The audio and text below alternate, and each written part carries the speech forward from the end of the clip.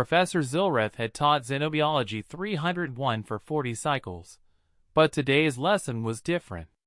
After last week's revelation about human resilience, her students had demanded to know more about the Deathworlders who had. The video showed human rescuers refusing to leave. They worked for 6 hours, risking constant collapse, until their trapped comrade was freed. "They will die for each other," Zilreth said quietly. "Not because of duty or honor codes, but because they bonded. And once a human bonds with something, they will protect it irrationally." She pulled up the most disturbing file yet. "This is Private First Class Marcus Webb. During the Frontier Colony evacuation, he was ordered to retreat with his unit. Instead, he heard a distress call from a Zenthri family trapped in the evacuation zone." The class recognized the species name. Zenthri were insected, completely unlike humans in every biological way. Webb had never met this family. They couldn't even breathe the same atmosphere without assistance. He had zero tactical or strategic reason to help them. The footage showed Webb fighting his way through hostile territory, carrying Zenthri young in a protective container, returning them to safety. He was wounded 3 times during the mission. When questioned, Webb said they needed help. "That's all that mattered." Zilreth paused. "Humans pack bond with species they've just met. They pack bond with animals. We've documented humans forming emotional attachments to robots, plants, even inanimate objects." A Centauri student spoke up. "Professor, this sounds less like a survival trait and more like a mental disorder." "On any rational world, you'd be correct," Zilreth acknowledged.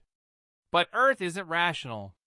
These disorders kept humans alive on a planet that actively tried to kill them for 3 million years.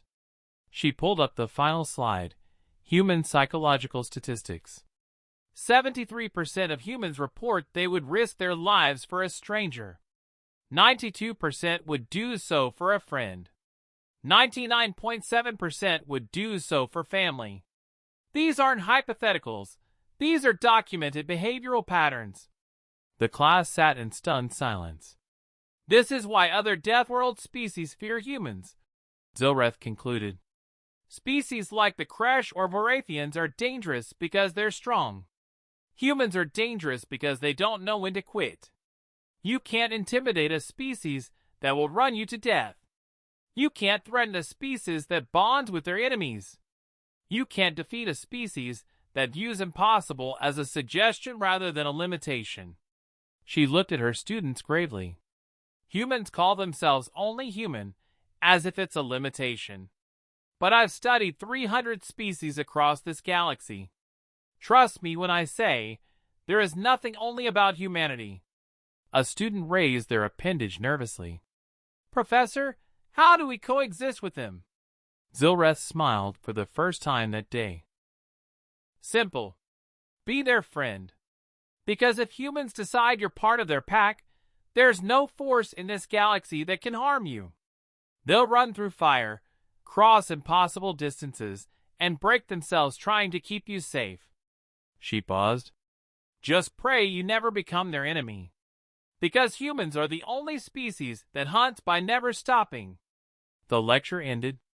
The students left quietly, each one grateful that humanity had chosen peace. For now.